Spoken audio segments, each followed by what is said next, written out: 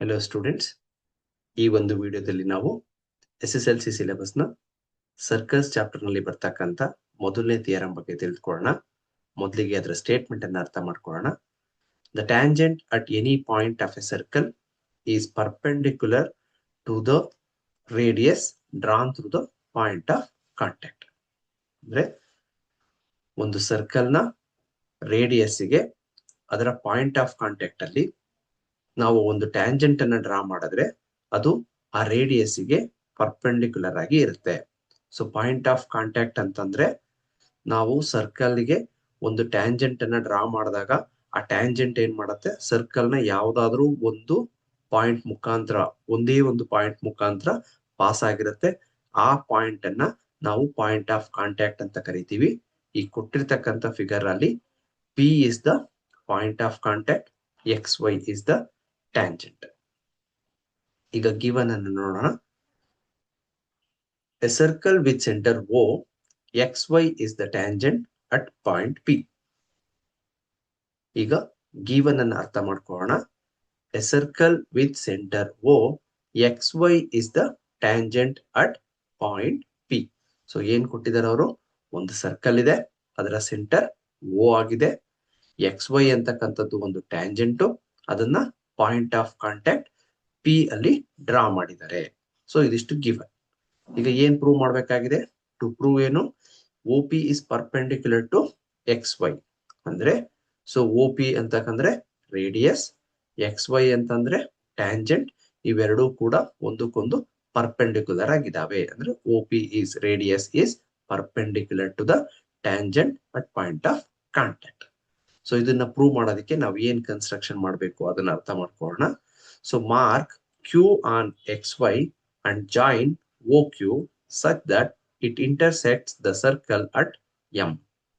ಅಂದ್ರೆ ಈಗ P ಅಂತಕ್ಕಂಥದ್ದು XY ಮೇಲಿರ್ತಕ್ಕಂಥ ಒಂದು ಪಾಯಿಂಟ್. ಸೊ ಇದನ್ನ ಬಿಟ್ಟು ಇನ್ನೊಂದು ಪಾಯಿಂಟ್ ಅನ್ನ ಮಾರ್ಕ್ ಮಾಡ್ರಿ.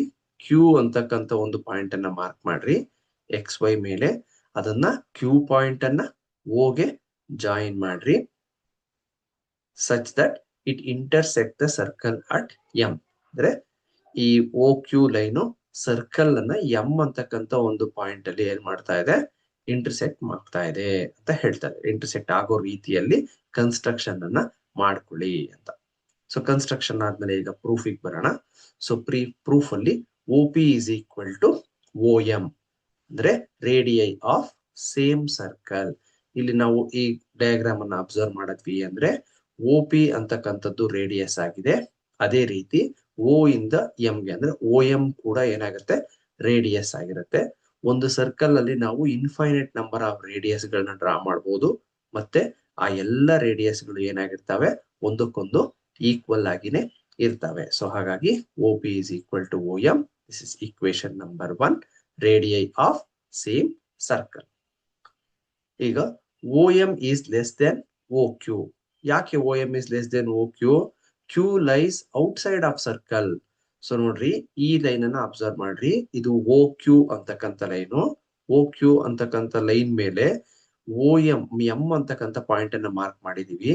ಸೊ ಹಾಗಾಗಿ ಸೊ OM ಅನ್ನೋದು OQ ಗಿಂತ ಚಿಕ್ಕದಾಗಿರುತ್ತೆ. Because OM is part of OQ. So OM ಅನ್ನೋದು OQ ನ ಪಾರ್ಟ್ ಆಗಿರುತ್ತೆ. ಸೊ ಹೋಲ್ ಪಾರ್ಟ್ ಯಾವಾಗ್ಲೂ ಅದರ ಪಾರ್ಟ್ ಗಿಂತ ದೊಡ್ಡದಿರುತ್ತೆ. So in the same way OP is less than OQ from equation 1. Equation 1 ಅಲ್ಲಿ ನಾವೇನಂತ ತಗೊಂಡಿದೀವಿ? OP is equal to OM. So ಇಲ್ಲಿ OM ಅನ್ನ ನಾವೇನ್ ಮಾಡ್ತಾ ಇದೀವಿ? ಈ OP ಇಂದ ರೀಪ್ಲೇಸ್ ಮಾಡ್ತಾ ಇದೀವಿ. ಸೊ ಇಲ್ಲಿ OQ ಹಾಗೆ ಇರುತ್ತೆ ಈ ರಿಲೇಶನ್ ಅಲ್ಲಿ. ಸೊ OM ಜಾಗದಲ್ಲಿ ನಾವೇನ್ ಮಾಡ್ತಾ ಇದೀವಿ? ಸೊ OP ಅನ್ನ ರೀಪ್ಲೇಸ್ ಮಾಡೋದ್ರಿಂದ so OP is also less than OQ. So therefore OP is the shortest distance from O to tangent XY. ನಾವು ಇಲ್ಲಿ ಎರಡು ಲೈನ್ ಗಳನ್ನ ಅಬ್ಸರ್ವ್ ಮಾಡಿದ್ರೆ ಸೊ OP ಅಂತಕ್ಕಂಥದ್ದು ಏನಾಗುತ್ತೆ? ಶಾರ್ಟೆಸ್ಟ್ ಡಿಸ್ಟೆನ್ಸ್ ಆಗುತ್ತೆ. ಬಿಕಾಸ್ OQ ಗಿಂತ OP ಚಿಕ್ಕದು. ಸೊ ಯಾಕೆ ಶಾರ್ಟೆಸ್ಟ್ ಡಿಸ್ಟೆನ್ಸ್ ಅನ್ನ ನಾವು ಐಡೆಂಟಿಫೈ ಮಾಡಿದ್ವಿ? Because perpendicular distance is the shortest distance.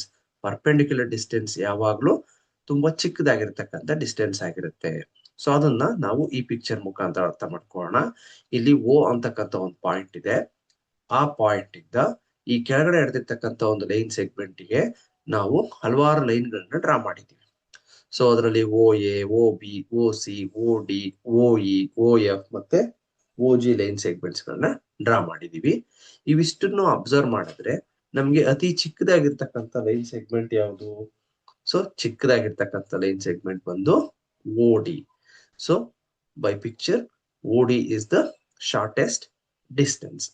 So and it is also perpendicular. So ನೋಡಿ, ಪರ್ಪೆಂಡಿಕ್ಯುಲರ್ ಆಗಿರುವಂತ line segment O D and it is the shortest distance.